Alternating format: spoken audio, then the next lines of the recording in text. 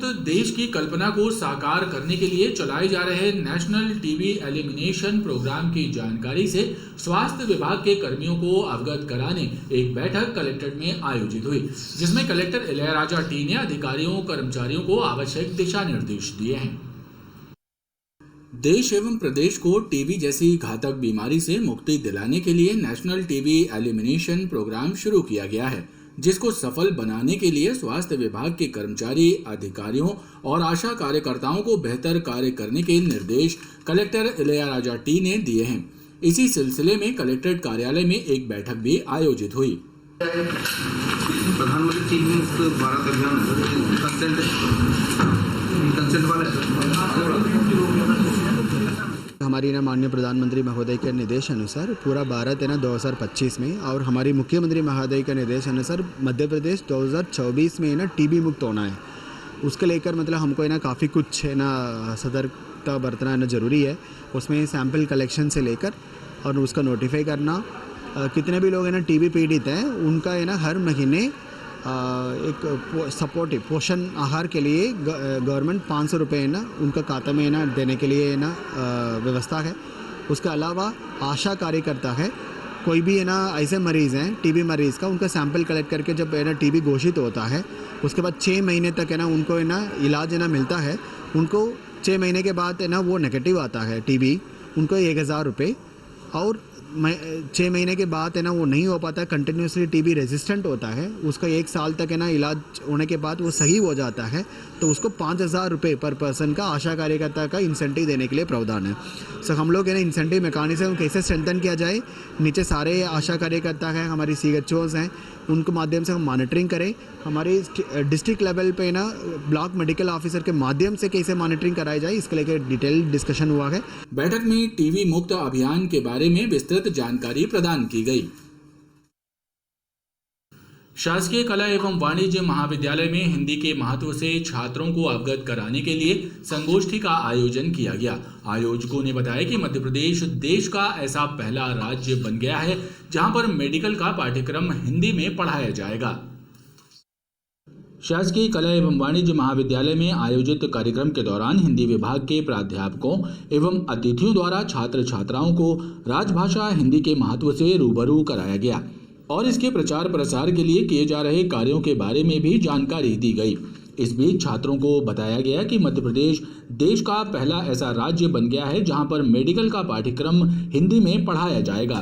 निस्संदेह हमारे लिए गर्व की बात है कि प्रदेश का पहला महाराज्य है जहां पर पाठ्य पुस्तकों का विमोचन हिंदी में किया जा रहा है। जो तकनीकी विषय हैं उनमें सभी विषयों पर इसके लिए प्रयास किया जा रहा है। यह पहला राज्य होगा जहां पर तकनीकी विषयों का अध्यापन हिंदी में किया जाएगा और यह हमारे लिए निस्संदेह बहुत ही गौरव की बात है। कठौंधा स्थित पटाखा बाजार में व्याप्त अव्यवस्थाओं से ग्राहक और दुकान संचालक परेशान हैं। उनका कहना है यहाँ ना तो सफाई व्यवस्था है और जगह जगह पानी भरा हुआ है, जिससे लोगों को आवागमन में भी परेशानी हो रही है। कठौंधा स्थित पटाखा बाजार में व्याप्त अव्यवस्थाएं ग्राहकों की मुसीबत का सबब बनी हुई हैं। बाजार तक पहुंचने वाले मार्ग में पानी भरा हुआ है, लिहाजा लोगों को आवागमन में परेशानी हो रही है। वहीं व्यापारियों ने साफ सफाई नहीं होने का हवाला दिया है। बहुत समस्या है भैया, खुद अपने पैसे से हम लोगों ने JCB चलवा के अभी सफाई करवाई है। यहाँ पे झाड़ू का कोई नाम नहीं है, इतना पानी भरा है, ग्राहक कैसे आएगा समझ में नहीं आ रहा है। सफाई की व्यवस्था में बहुत ही बुरी हालत है हम लोग के यहाँ पे, पूरा मार्केट परेशान है इस मामले में, इवन झाड़ू तक नहीं लगती है। हेपेटिक कोमा से पीड़ित एक 16 वर्षीय बालिका का सफल उपचार प्लाज्मा एक्सचेंज पद्धति द्वारा बड़ेरिया मेट्रो प्राइम हॉस्पिटल के चिकित्सकों द्वारा किया गया है।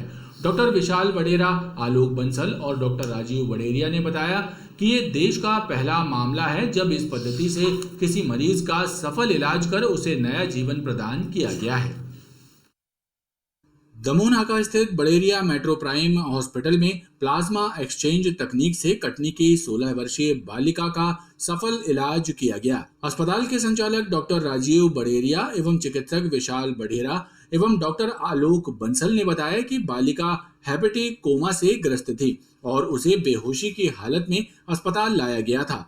परीक्षण के उपरांत पता चला कि बच्ची पीलिया से पीड़ित थी और उसका लीवर भी फेलियर की गंभीर स्थिति में पहुंच गया था और बच्ची के मस्तिष्क ने भी काम करना बंद कर दिया था। लिहाजा इस पद्धति को अपनाकर बच्ची का इलाज किया गया। बच्ची है जिसका हमने प्लाज्मा एक्सचेंज से बिना लिवर ट्रांसप्लांट के लिवर फेलियर ठीक किया है। उसके लिए जैसे डॉक्टर राजपूत ने बताया कि बच्ची की ज़िंदगी हमने वापस करी है, तो वो कहने का मतलब ये है कि लिवर ट्रांसप्लांटेशन के बाद 15 से 20 साल तक की लाइफ रहती है, लेकिन जब आप उसके खुद के लिवर को आप तंदुरुस्त कर देते हो तो वो अपनी प्रॉपर लाइफ लॉन्ग जी सकती है बिना दवाइयों के। तो प्लाज्मा एक्सचेंज एक अच्छा विषय है, अच्छी तकनीक है जिससे हमने एक सफलतापूर्वक लिवर फेलियर ठीक किया है और इसमें ऑनगोइंग रिसर्च जारी है। इसमें जैसे जैसे चीज़ें फाइन होंगी, रिफाइनमेंट होगा, उसमें और सफलता हमको मिलेगी।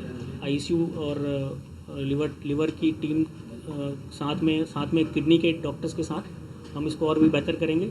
लिवर फेलियर कंडीशन के दो ऑप्शन है, आइदर लिवर ट्रांसप्लांटेशन या अभी जो सीएमसी वेलोर में एक प्रोसेस चालू की गई है जो कि बाकी इंस्टीट्यूशन उसको अपनाने की कोशिश कर रहे हैं, ये है प्लाज्माफेरेसिस।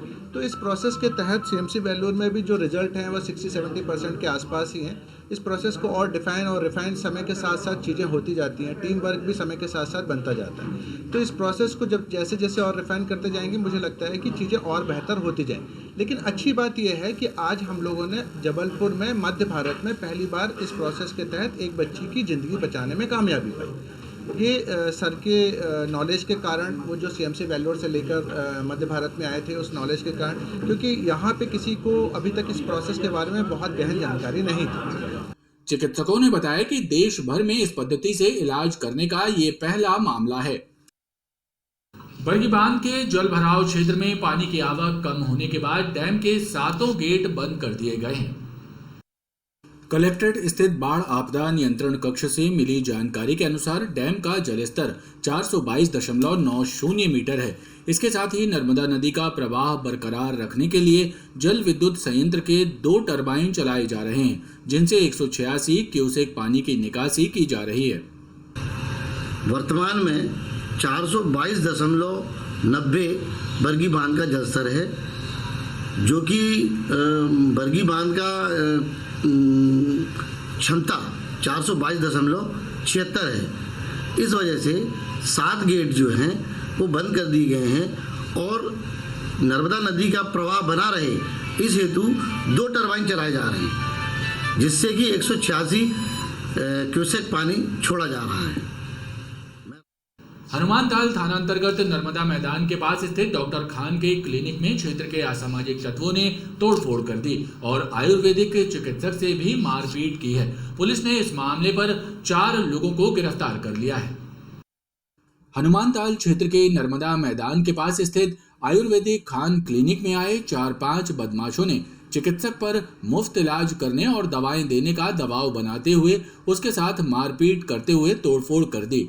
वहीं जब चिकित्सक के पड़ोसी मंजू दुबे ने उन्हें मना किया तो बदमाश उनके घर भी घुसने का प्रयास करते हुए गाली गलौज करने लगे। हालांकि मौके पर पहुंची पुलिस ने 4 लोगों को गिरफ्तार कर लिया है और एक अन्य आरोपी की तलाश की जा रही है।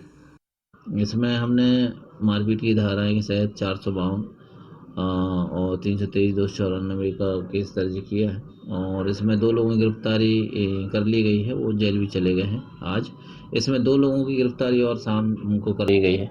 केवल एक आरोपी इसमें बचा हुआ, वो भी शीघ्र ही गिरफ्तार कर लिया जाएगा। पुलिस ने बताया मगन बिरहा को दिखाने के लिए पहुंचे कल्लू कोरी विपिन अग्रवाल और उसके साथी इस मारपीट में शामिल हैं। कल्लू कोरी पर आपराधिक मामले भी दर्ज हैं। हनुमानताल के खाई मोहल्ले में लगभग 20 दिन पूर्व हुई चाकूबाजी की घटना में घायल हुए व्यक्ति की मौत के बाद पुलिस ने हत्या का मामला दर्ज कर आरोपी की तलाश शुरू कर दी है। हनुमानताल के खाई मोहल्ले में रहने वाले नीलेश तोगाड़े पर क्षेत्र के ही नाबालिग ने पैसों की मांग करते हुए उस पर चाकू से हमला कर दिया था, जिसके बाद घायल को उपचार के लिए मेडिकल लाया गया। वहां पर लगभग 20 मिनट उपचार के बाद नीलेश की मौत हो गई। पुलिस ने इस मामले में धारा 302 का अपराध कायम कर अपचारी बालक की तलाश शुरू कर दी है। क्योंकि मृतक ब्लड प्रेशर और शुगर से भी पीड़ित थे तो वो जो घाव कमर के ऊपर लगा था वो ठीक नहीं हुआ और उसी के क्योंकि उसमें जो है बीच में कुछ ठीक हुआ और फिर अचानक से तबीयत खराब हुई उसकी और उसी चोट के कारण हो सकता है उसकी मृत्यु हो गई। आज जो उन्होंने मेडिकल से बताया कि मृत्यु हो गई और घर ले आए थे। फिर यहाँ पीएम पंचनामा कार्रवाई की गई और उसी के तहत अब में ये हुई है। हमने डॉक्टर से भी चर्चा की है, उन्होंने भी बताया कि उसी के रिएक्शन से तबीयत खराब हुई हो और उसी के कारण मृत्यु हुई है। ये पीएम में आ भी जाएगा। तो हम अब इसमें चूँकि विवेचना में ही था, केस ख़त्म नहीं हुआ था, इसमें हम धारा 302 का इजाफा करके और नाबालिग जो आरोपी हैं अपचारी है उसको जो शीघ्र ही अभिरक्षा में लिया जाकर माननीय जो किशोर न्याय बोर्ड है उसके समक्ष पेश करेंगे। बाबाटोला क्षेत्र में रहने वाले 17 वर्षीय किशोर ने एक तरफा प्रेम प्रसंग के चलते फांसी लगाकर खुदकुशी कर ली। पुलिस ने मर्ग कायम कर जांच शुरू कर दी है। एक तरफा प्रेम प्रसंग के चलते एक किशोर ने अपनी जान दे दी। ये मामला बाबाटोला क्षेत्र का है, जहां पर रहने वाले 17 वर्षीय किशोर ने फांसी लगाकर खुदकुशी कर ली। पुलिस के अनुसार किशोर ने फांसी लगाने के पूर्व भी अपने गले में ब्लेड से वार किए थे। इसमें यश अहरवार करके है, 17 साल का लड़का है। इसने जो है फांसी लगा के अपने घर में और आत्महत्या कर लिया है। इस प्रकार का मामला आया है। फांसी लगाने के कारणों का हम पता लगा रहे हैं। फिलहाल में यह जो है एक तरफा प्रेम प्रसंग का मामला प्रतीत हो रहा है। फिर भी इसमें जो भी एस्पेक्ट हैं वो सब लिए जाकर कथन वगैरह लिए जा रहे हैं परिचितों के, दोस्तों के, परिवार वालों के। उसने इसके पूर्व कुछ उसके गले में भी 2-3 घाव हैं, तो उसने ब्लेड से पहले गला काटने की कोशिश की होगी, लेकिन वो उसको हिम्मत नहीं हुई। इसके बाद उसने हैंगिंग किया है और वो जो ब्लेड के घाव उसने घाव करके और सेल्फी भी ली है, उसके मोबाइल खोल के देखा गया है। शहर को स्वच्छ और कचरा मुक्त बनाने के लिए नगर निगम के सभी दावे खोखले साबित हो रहे हैं। जगह जगह लगे कचरे के ढेर निगम की सफाई व्यवस्था की पोल खोल रहे हैं। नगर निगम के सामने नेहरू उद्यान के गेट के आगे कचरे का ढेर लोगों के लिए परेशानी का कारण बना हुआ है। कहने को तो नगर निगम के पास सफाई कर्मचारियों की फौज है, इसके बाद भी नगर की सफाई व्यवस्था बदहाल है। जगह जगह लगे कचरे के ढेर लोगों के लिए परेशानी का कारण बन रहे हैं। नगर निगम मुख्यालय के सामने बने नेहरू गार्डन के गेट के सामने कचरे का ढेर लोगों की मुसीबतें बढ़ा रहा है। कचरे के कारण लोगों का यहां से निकलना मुश्किल है। इतना ही नहीं, बदबू मारता कचरे का ढेर संक्रमण का खतरा भी पैदा कर रहा है। लोगों का कहना है कि निगम के अधिकारी और सफाई कर्मी कचरा उठाने की ओर कोई ध्यान नहीं दे रहे हैं। क्योंकि यहाँ जो गंदगी फैली हुई है हमेशा का है। ये अनियमितताएं हमेशा देखने को मिलती हैं कि नगर निगम ये गार्डन के सामने कुछ ना कुछ कचरा कहीं ना कहीं पड़ा हुआ रहता है। ये ढेर कम से कम 3 से 4 दिन का पड़ा हुआ है। मैं कल भी आया था, कल भी ये ढेर पड़ा हुआ था और आज भी यहीं पड़ा हुआ है। उसको उठाया नहीं गया। सुविधाएं भी नहीं है सही ढंग से, न झूले सही हैं, गंदगी में बहुत ज़्यादा है। इस गार्डन के अंदर भी है और बाहर भी है। इसके लिए नगर निगम को ध्यान देना चाहिए और ऐसे ठेकेदार पे कार्रवाई हो। सड़क किनारे पड़े कूड़े का ढेर लोगों की परेशानी बढ़ा रहा है। बिना हेलमेट के दोपहिया वाहन चलाने वाले वाहन चालकों पर पुलिस की चालानी कार्रवाई का अभियान लगातार जारी है। मध्य प्रदेश उच्च न्यायालय और पुलिस मुख्यालय के निर्देशों के परिपालन में सड़कों और चौराहों पर चेकिंग पॉइंट लगाकर बिना हेलमेट के दोपहिया वाहन चलाने वाले वाहन चालकों के खिलाफ पुलिस द्वारा चालानी कार्रवाई की जा रही है। सड़क दुर्घटनाओं में कमी लाने के उद्देश्य से पुलिस मुख्यालय के निर्देशों पर जिले में हेलमेट चेकिंग का अभियान युद्ध स्तर पर चलाया जा रहा है। शहर की सड़कों और चौराहों पर थाना पुलिस और यातायात विभाग के कर्मचारी अधिकारी चेकिंग पॉइंट्स लगाकर बिना हेलमेट लगाए दोपहिया वाहन चला रहे वाहन चालकों पर जुर्माने की कार्रवाई कर रहे हैं। बीते 3 दिनों से ये अभियान लगातार जारी है। हेलमेट की चेकिंग लगी है और ये सभी जगह लगी है। ऊपर माननीय उच्च अधिकारियों के आदेश से चेकिंग हेलमेट की चेकिंग की जा रही है। 250 रुपये का चालान है हेलमेट का। हालांकि इस चेकिंग अभियान को लेकर लोगों में कुछ नाराजगी भी देखी जा रही है। लोगों का कहना है कि हेलमेट चेकिंग के नाम पर लोगों को बेवजह परेशान किया जा रहा है। जबलपुर शहर में ये देखिए आप, ये दिखाइए इनको, इस प्रकार के कम से कम हर 1 किलोमीटर पे ये गश्त लगाई गई है और वो कोशिश कर रहे हैं कि हर आदमी को किसी भी कारण से, या वो हेलमेट का कारण हो या वो मोबाइल में चलते हुए बात करने का कारण हो, रोका जाए। ठीक है, हाई कोर्ट के अपने नियम हैं, लेकिन इनको पालन करवाने का जो तरीका है वो ठीक नहीं। लगातार 250-250, 500 रुपये जिसकी जैसी श्रद्धा है वो जमा करवा रहे हैं और निवेदन भी कर रहे हैं कि हेलमेट पहने। अब हेलमेट कोई भी इम्प्लीमेंटेशन हो, कोई भी क्रियान्वयन हो नियमों का, उसका एक लागू करने का तरीका होता है। उस तरीके की धज्जियाँ उड़ा दी गई हैं। जो स्पीड है वो इतनी है ही नहीं, पैदल जैसी स्पीड है। अब कहाँ हेलमेट ले लेके कहाँ घूमे बताओ आप? इस भरे शहर में हम एक बड़ा हेलमेट सिर पे लगा के कहाँ ले जाएं बताओ आप? ये है, पुलिस वाले खुद लोग हेलमेट लगाते नहीं है, पब्लिक को परेशान करते हैं। पब्लिक को जो है फ्री में परेशान किया जाता है। हेलमेट 250 रुपये का चालान काट दिया, गलत है ना, जो कोर्ट ने आदेश निकाल दिया। ये फ्री में वसूली कर जाते हैं, इनको मौका मिल जाता है। सब कुछ जायज़ है, फ्री की वसूली नहीं पसंद आती। या 250 रुपये ले लिया आदमी, प्राइवेट नौकरी करता, आधा घंटा लेट हो गया, कोई कंप्रोमाइज़ नहीं की जाती। हेलमेट चेकिंग के इस अभियान को लगातार जारी रखने की बात अधिकारियों द्वारा कही गई है।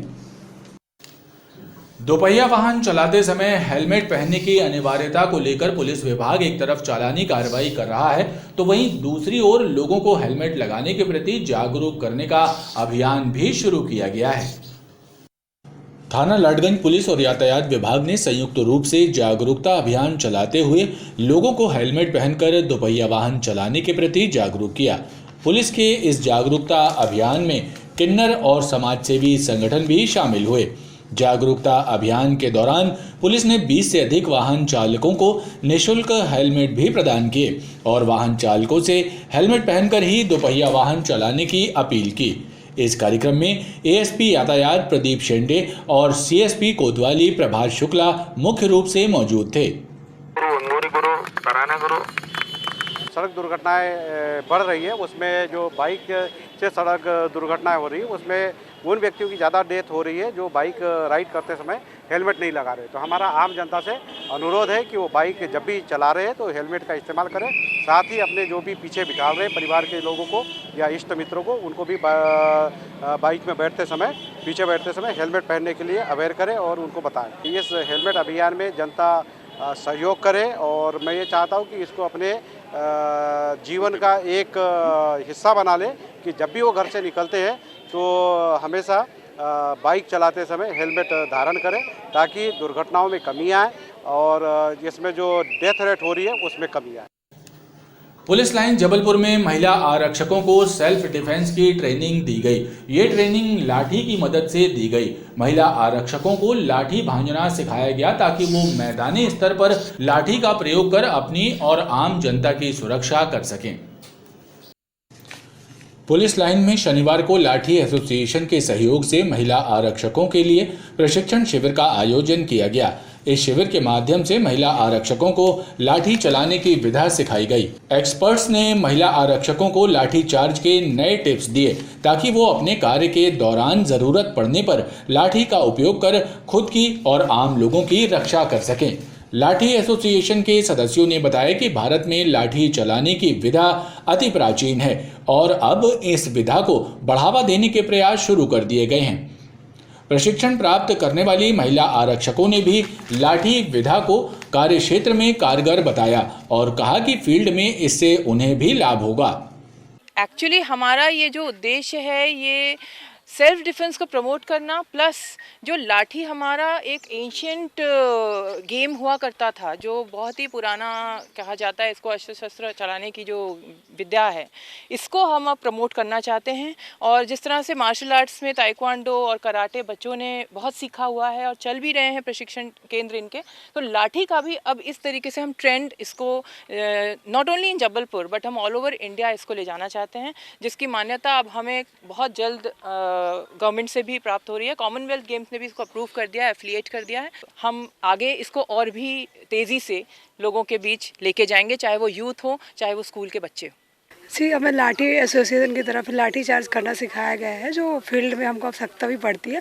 मतलब पहले भी हमको ट्रेनिंग में सिखाया गया है, पर कुछ नई चीज़ें यहाँ पे सिखाई गई जो इन फ्यूचर हमारे फील्ड ड्यूटी में हमको बहुत हेल्प करेगी और लोगों की हम सुरक्षा कर पाएंगे। इसके लिए हम लाठी एसोसिएशन का बहुत धन्यवाद करते हैं। ये लाठी एसोसिएशन के द्वारा हमें प्रशिक्षण दिया गया, हम महिलाओं को, कि हम कैसे सेल्फ डिफेंस कर सकते हैं, और हम वैसे भी पुलिस में हैं तो हमारा तो फ़र्ज़ बनता है कि हम बाकी लोगों की कैसे मदद कर सकते हैं। तो इस विषय पे हमें प्रशिक्षण दिया गया और काफ़ी टाइम बाद ये बहुत अच्छा कार्य किया गया है। और सबसे अच्छी बात इसमें ये रही है कि शुरुआत हम लोगों से की गई है। महिला आरक्षकों ने ट्रेनिंग में लाठी चलाने के अलग अलग गुर सीखे। प्रदेश के पूर्व मुख्यमंत्री कमलनाथ 19 अक्टूबर को पनागर विधानसभा में विशाल जनसभा को संबोधित करेंगे। पूर्व मुख्यमंत्री कमलनाथ के जबलपुर आगमन और उनकी जनसभा को लेकर कांग्रेस जनों में उत्साह नजर आ रहा है। शहर और ग्रामीण जिला कांग्रेस कमेटी के पदाधिकारियों और कांग्रेस नेताओं ने पूर्व मुख्यमंत्री के जबलपुर आगमन और ग्रामीण क्षेत्र पनागर विधानसभा में होने वाली उनकी जनसभा के विषय में पत्रकार वार्ता के माध्यम से जानकारी प्रदान की।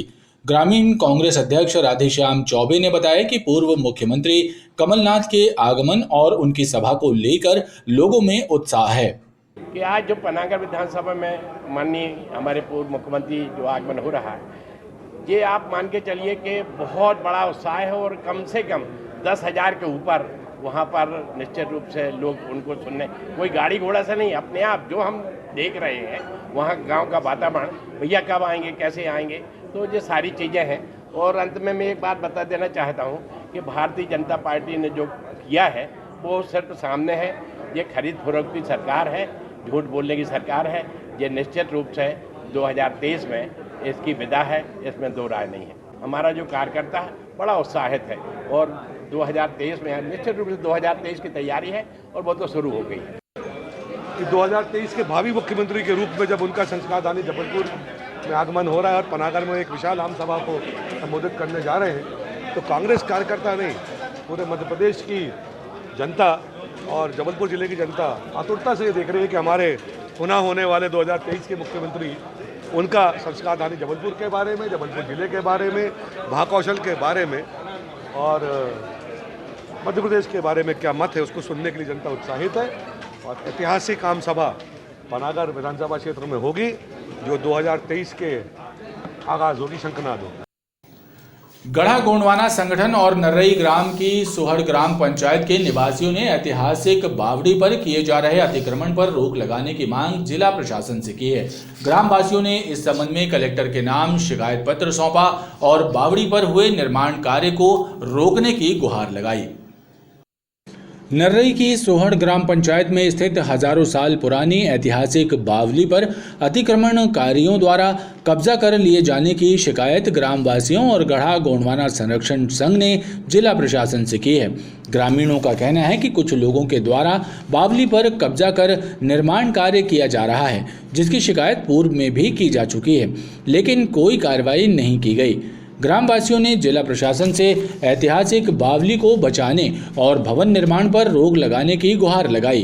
जो हजारों साल पुरानी बावली थी उसको कब्जा करके और खसरा नक्शा से कटवा के अलग कर दिया गया हैगा और उसमें एक व्यक्तिगत मकान बना है बाजू में और सामने जो सीढ़ियाँ थी उसको भी बंद करके उसमें नया मकान निर्माण कर रहे हैं। अभी पंचायत को भी हमने इसका शिकायत करी रही, सरपंच ने आके उनको मना किया था, लेकिन कार्य अभी भी चालू है और उसमें सीटें वगैरह सब डाल चुके हैं। और फिर यानी हम लोग उसी के उद्देश्य से यहाँ आए हैं कि हमारा ये जो पुरानी धरोहर को बचाया जाए और उसमें थोड़ा सा।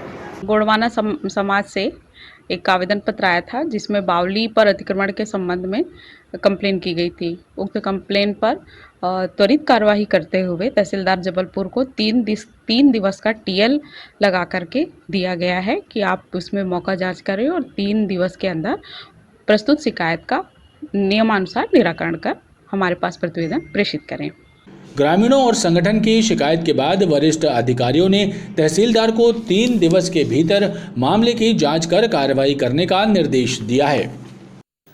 सतपुला स्थित जीसीएफ अस्पताल की बाउंड्री के नजदीक लगे पीपल के विशालकाय पेड़ की डिगाल अचानक टूटकर गिर गई।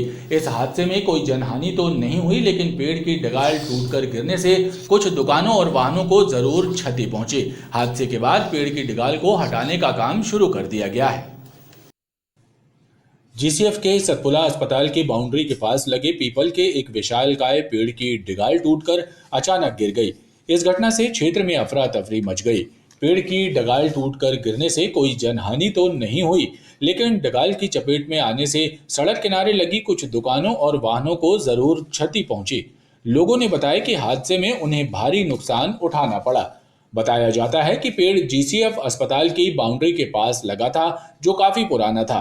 इस घटना में अस्पताल में लगे डिस्प्ले बोर्ड को भी नुकसान पहुंचा है। हॉस्पिटल के पीछे काम कर रहे थे, इसी समय अचानक से कुछ आवाज़ आई, जिसको हम लोग देखने पहुंचे तो यहाँ पे पीपल का जो पेड़ था, बहुत पुराना ही पेड़ है, उसकी डगाल नीचे गिर चुकी थी, जिसके नीचे कई कपड़े वाले जूते वालों की दुकान लगी हुई थी, जिससे भारी नुकसान हो गया है। हमारे एक भाई है जिनकी दुकान लगी हुई थी, उनकी पूरी मारुति वैन है जो वो दब के चूर चूर हो गई है और यहाँ पे रास्ता भी बंद हो चुका है, जिससे लोगों को आने जाने में बहुत परेशानियाँ हो रही है और बहुत नुकसान हुआ है हमारे भाई का, जिसकी यहाँ पे दुकान लगी हुई थी।